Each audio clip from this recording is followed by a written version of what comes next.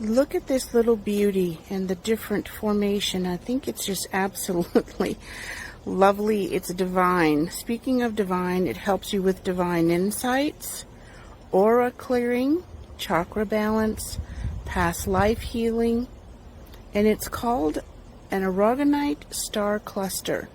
The first time I saw these was when I went to Tucson a few months back. Now they've been around a while, but I just was so taken with their formation and the delicate yet very strong and powerful energy. I have one in my private collection, and you can hold these to help you with dream recall, to get insights into past lives, to help heal and let go. Lemurian seed crystals are among my favorites up at the top because I have lots and lots of favorites.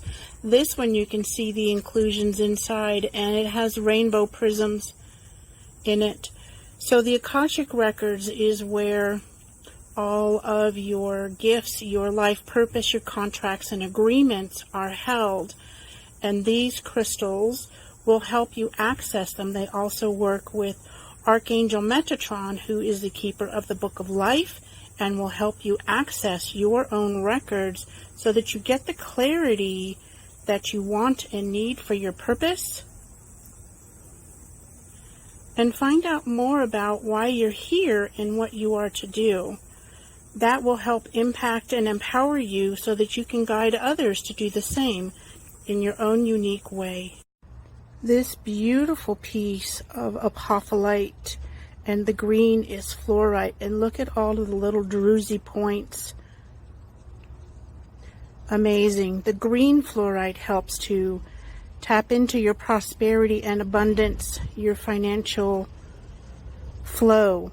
The white apophyllite is for your intuition, your crown chakra, helping you to connect with your guides. Balance, prosperity, clarity, absolutely amazing. And this is, you know, the green, anytime there's something on top of another crystal cluster, it's considered an inclusion because it is included. And this is the back, and you can see that it sands quite well.